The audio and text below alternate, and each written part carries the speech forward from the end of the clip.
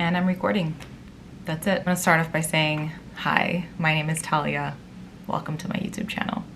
It feels amazing to be able to say that. I've got so much information to share. I love to share. I found out that I was pregnant 3 months ago, so I'm officially 12 weeks. These past 3 months have been very anxious for me. They've been confusing mentally, just so much information to absorb. And I feel like if you are anything like me, if you're somebody who is young, still figuring out their career, didn't necessarily prep or plan for a pregnancy right away, I'm being completely honest. This happened, I think 3 months after I got off birth control. I have a thyroid disorder and I was told that it would be difficult for me to get pregnant. That wasn't the case, and as excited as my husband and I were the day we found out we were pregnant, as excited as I feel today about my pregnancy, I'd be lying if I told you that I was excited every single day and that, you know, I was happy every single day about this. All in all, I just feel like it's important for me to share to that woman who's figuring it out, doesn't know a single thing, you know, about pregnancy, and she just found out she's expecting, doesn't know what she's doing, and hopefully you can relate to this video a little bit. I'm gonna first just jump in and talk to you about the timeline of pregnancy, doctor visits, information that might be helpful. And now there are a lot of helpful videos and content out there on YouTube, the internet, that you can find on women's experiences and like doctor's offices, doctor visits, what their symptoms were like. But what I feel like was missing was just that little extra information that a woman like me would need to know. For example, I'm that modern woman who loves protein supplements, collagen supplements. I love mushrooms like ashwagandha, reishi, chaga. I love, you know, to eat lots of food. So a lot of the kind of information that I was looking for, you know, on what to consume, what to put on my skin. I love beauty. That was not readily available to me. And get this, your first appointment with your OBGYN isn't until at about 8 weeks of your pregnancy. So during those 2 months, questions are just flashing in your head and you're just figuring it out. My doctor's office was open to taking some calls before my visit, where I would just, you know, ask questions about what foods to eat, can I travel, things like that. But a lot of times you would end up on the phone with somebody from the doctor's staff who probably didn't have the answer for you right away and would have to like circle back and ask the doctor. And honestly, a lot of the answers that I got weren't very clear. It wasn't until I actually sat with the doctor and she reassured me with some of my questions. So that 2-month period was just like a blur and it was scary. And I'm here to tell you a little bit about it, what to expect and what my personal experience was like. Let's get into it. So in terms of general information, like I mentioned, you have to wait 8 weeks to see the OBGYN. On that day, they will check the baby's heartbeat, the baby's size, just get an initial look, and then you will do some blood work. Part of that blood work is just looking at your general health that the doctor wants to check out, and you'll also do what they call a carrier screening. That looks for kind of genetic disorders to see if you're a carrier of any of those genetic disorders, rather. I think it tests for like over 400 different types of genetic disorders. If I get my test results back and I test positive for being a carrier of any of these genetic disorders, my husband will then have to do the same test. We'll have to see if he's positive for being a carrier of those same genetic disorders that I tested positive for.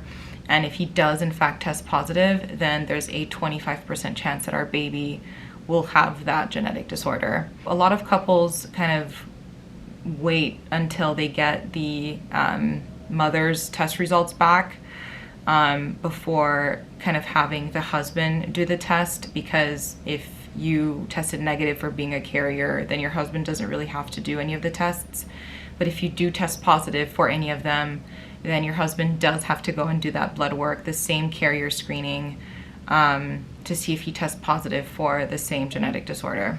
I got my test results back before my husband did, and I was in fact a carrier of one genetic disorder. So there was a very short waiting period before he got his test results. That kind of helps relieve some stress.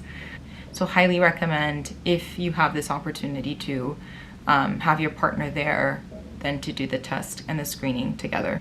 At about week 10, you go back, not to see the doctor, but to do more blood work, where you will do an NIPT test.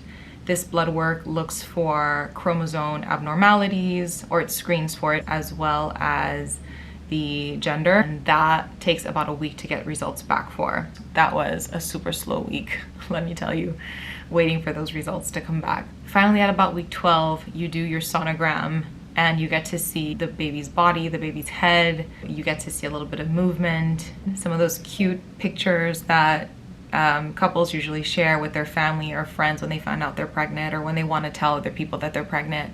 And I did that today actually, and I think for the first time I felt so much excitement, so much happiness, joy, just seeing the baby move, be out and about in its little sack, and things just finally started to feel so real. That test actually specifically looks for a nuchal translucency scan, so an NT scan is what they call it, and it just looks at kind of like the pocket of fluid at the back of the fetus's neck, and if it's a large size, that's usually of concern, but if it's like smaller in size, then everything's going as it should. So that's what the sonogram does. So that's kind of what the last 3 months have been in terms of doctor visits, blood work. There is an option to do one more test. It's a diagnostic genetic test, and what it is, it's just a more definitive test to see if your baby really does have genetic conditions or chromosome abnormalities. The NIPT is more of a screening. From what I understand, it's not really definitive. It just kind of screens for any abnormalities. My husband and I are leaning towards not doing the diagnostic genetic testing because it's invasive, and there is a 1 out of 400 chance of miscarriage. It just feels a little bit scary to go through that. Lots of people skip it. It is totally up to you if you want to do it. But you can just ask your doctor about it to understand how it's invasive and see if that's something you're comfortable doing. Now let's get into the fun stories on how these last 3 months have been. So not seeing the doctor the first 8 weeks, I feel like I already kind of touched on this, but that was wild because you really have to kind of research as much as you can to find out what you can or can't eat, what you can or can't put on your face. A lot of reading bullshit sites that I probably should have never went into, but anyways, that's what the first 8 weeks was like. But here's what I learned. You can absolutely drink coffee. I was having, I think the recommended dose is like 200 milligrams of coffee a day, which is like 2 cups of coffee. I'll just have like a shot of coffee with milk. I'm like a latte girl anyways. Before my pregnancy, I would put all kinds of stuff in my coffee. I would put agave, my nut milk of choice. I would put my collagen powder. I would put some like mushroom powders in there, like reishi, just to help me think, or like chill. And I loved my coffee and I really enjoyed it, and I enjoyed making it. It was just like a moment for me. But finding out that I was pregnant, I was just like, can I put all this stuff in my coffee? And it wasn't until my 8-week appointment with my doctor that I found out that I absolutely can drink, you know, collagen, supplements. I can have protein powders.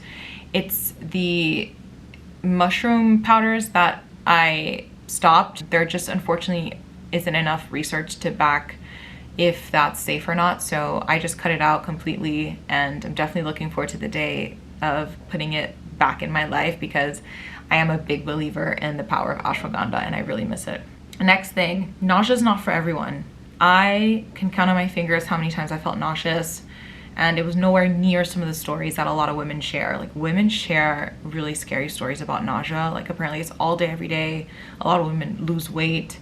Some of them just keep like some bread in their purse just to like take bites of throughout the day, because apparently the nausea is like makes you not want to eat, but also makes you want to eat. It's like, from what I read or heard, it's like a very confusing feeling, and I didn't really have any of that. The only times that I did have nausea is if I ate too much. My digestion definitely slowed down the first 3 months. If I just took one more bite, then I should have, like, that was it. Like, I felt like I had heartburn, indigestion, and I'd get like a little nauseous. But apart from that, no nausea for me, and I think I got really lucky in that sense. Hormone changes. This one was rough for me. I always get complimented on my skin. I'm proud of the thought and work and healthy food that I put into my body to be able to have a nice complexion, and seeing my skin change for the worse these past 3 months was really hard on me mentally, and I didn't think that it could have that much impact on my mental health. You see a lot of content about women sharing their stories about how acne affects their everyday life, and I could see it, I could sympathize with it, but actually going through it, seeing how breakouts could really kind of lower your self-esteem and make you overthink and make you not want to go out, like getting a glimpse of that really took a toll on me, I have to say, during the first 3 months of my pregnancy. My skin color, I'm obviously a little bit darker, and I scar very easily. Whether I pop or not pop a pimple, I will scar. Even if that pimple dries out on its own and I don't touch it, I will get a scar from it, and it's very frustrating.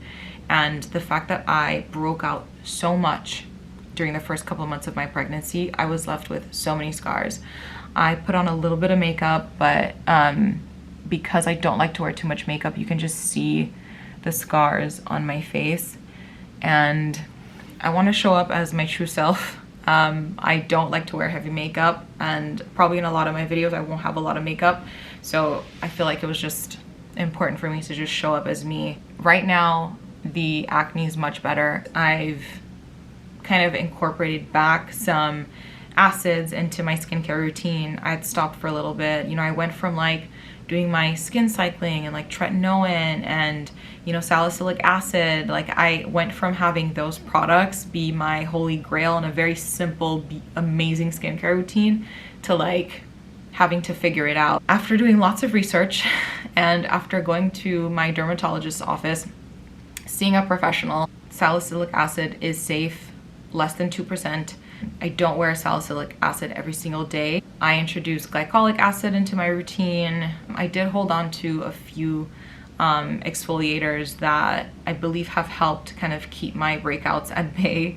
I was also prescribed azelaic acid. It wasn't really doing much for me during those like first 2 months when I was breaking out like crazy. I don't know how much it's been helping with the scarring. I feel like my scars have been kind of fading because I've stopped breaking out a little bit the last couple weeks, thank God, because I heard that your acne can get better or worse throughout your pregnancy, and it looks like I'm trending towards it getting better. So I'm super grateful about that, but I don't know how much of that is due to the prescription azelaic acid, or is it just that my skincare routine is a little bit more consistent and I found ways to incorporate glycolic acid and salicylic acid like here and there. Like, I don't think I have it figured out yet. All I know is that it's getting better, and for that I'm so grateful. Another thing that happened to me during the first couple months of my pregnancy was I got a yeast infection. Those who know, yeast infections are really painful. They are just, I mean, the most irritating thing ever. When I also found out I had a yeast infection, it was about a week or so before my 8-week appointment with the OBGYN. So I decided to wait to get tested at her office to see if it was in fact yeast, or candida is what they actually swab for, and just to kind of get her professional advice on what we were going to do to cure it. I was recommended suppositories that I took transvaginally. I was not prescribed the pill. I don't believe that that's pregnancy safe, or there's probably not enough research to back up why it might be pregnancy safe, but I was given medication transvaginally, and I think about a week after I did the medication, my yeast infection went away, and so far I've been in the clear, thank God. I was very surprised to see how chill my doctor was when I was asking about what foods to eat or not eat. It wasn't even a subject that she brought up. I think when it's like your first pregnancy, you're just like very confused on what you should be eating. I did have a friend who was like very anal about what she was putting into her body. So in my mind, because I had never been pregnant, I thought maybe she knew things that I didn't. Now, while there are like, you know, the general information that you might see online or when you have conversations with your friends, like, you know, you can't really have anything raw, cheese that's not pasteurized. Like, there are those kind of general rules. So I was really scared every single time I went out to a restaurant or every single time I bought something. I was like doing research to see if it was pasteurized cheese. Enjoy that slice of pizza. I've been totally okay. And when it comes to foods like eggs, meat, whatever it is, poultry, I just make sure that it's cooked well. I don't have anything too raw, and I take my eggs really cooked just to kind of make sure that I'm in the clear. When it comes to raw seafood like sushi, I did hear that it is okay to eat a high quality sashimi or sushi. That's totally up to you. I feel like if I was at like a renowned restaurant and they put some sushi in front of me, I might try it, honestly. I just haven't really gone to that kind of restaurant since I've been pregnant. So I haven't had any sushi, haven't had any raw seafood, and I don't really plan to right now. I might just stay in the clear of that for now. I want to talk about my bladder now because I feel like it deserves its own moment right now. I pee all the time. I didn't think that you would have to pee like so early on in the pregnancy. I thought it was like a end of the pregnancy thing. But let me tell you something. As soon as I found out I was pregnant, I feel like I was peeing like all day long. Don't get me started on waking up at night. I wake up, I think my record was 6 times in the night. I've heard from other people that they've woken up like 20 times. Today for my sonogram, they were like, you have to have a full bladder. And I was like, yeah, it's full, because I really had to pee. And when I did the sonogram, she was like, oh, well, your bladder is like half full. I was like, what? So it's like your bladder doesn't even need to be full, but you just always feel like you need to pee. I think I saw Shay Mitchell's YouTube, and at a certain point she like put on a diaper because she couldn't take it anymore. And I've thought about doing the same. Next, my sex drive. I would say that I'm somebody who's definitely in touch with my sexual side in general. And I feel like not a lot of women talk about this, or they're starting to talk about it. But as soon as I got off my birth control, it just multiplied times 10. It's like your body's doing its own natural thing. And it's just like telling you, hey, put a baby inside of me. It like prepares you, you know, naturally for pregnancy, I guess. And that's what happened to me. And I saw my husband and I was like, let's get it on. And I was pregnant the next week. But my sex drive after I found out I was pregnant, it really kind of tanked. It was one of those things where there was already so much going through my mind, but looking back and just being like, is this me? Like, this isn't usually who I am. This is weird. Like, can I try to get that excitement back? Like, there's nothing you can do to kind of force that excitement, right? It's just, it's not there. And that worried me for a little bit because I was just like, I didn't really recognize myself. But lately it's been kind of slowly coming back. I might feel excited like randomly sometimes, but there's hope there. Hope for my husband. So I feel like that's like a good kind of first round of things that I went through or discovered these last 3 months. The last thing that I wanted to chat about was my mental health. There were other things that kind of made me feel down. I'd be lying to you if I said that I was excited every single day. I just turned 30. I think I still feel like I'm in my 20s. I love to go out with my friends. I love to get dressed up. I love fashion. I love to go out to dinners. I love to party. I love to dance. And kind of having to change my lifestyle since finding out I was pregnant, or adjusting to my new lifestyle, was definitely a big shift for me. And it's not really easy to talk about because I think mostly I'm just scared to get judged. I feel like there are a lot of people who might say, okay, well, shut up. Like, a lot of people can't get pregnant. Like, you're lucky, like, embrace this. I get all that, but I'm just speaking from my heart when I say that. It's just been an adjustment, learning about this new person, constantly asking myself, like, is this the right time? Am I financially stable? Am I responsible enough? Like, there's just all these questions go through your head, because literally 4 months ago, I was concerned about what outfits to wear out, and then now it's like you're growing something inside of you. And so there's definitely something in that shift where I just didn't recognize myself, The weight gain is also something else. I'm very active. I love to work out. And while it's safe for me to keep working out, as long as I don't overheat my body too much, I'm definitely eating a little bit more. Don't eat for two, eat for yourself. But still, that said, I just have a little bit more, not cravings. I just feel like I need to nourish my body more. I can't really describe that. But I think with that came a little bit of weight gain. And that's just been a little bit hard to kind of settle into. Hopefully I don't get judged for that. It's just me speaking again from my heart. I feel comfortable when I'm working out, when I'm leaner, and just having to adjust to this new body has just been a little bit strange. And that is it for this evening. The sun's going down and it's time for me to go make dinner. Please let me know if you enjoyed this video, either in the comment section, if there's any other questions that you have or content that could be super helpful for you, or if you're just curious in general, even if you're not pregnant, hit me up. Like and subscribe if you want to know more. I'm super excited. Love you guys already. Mwah.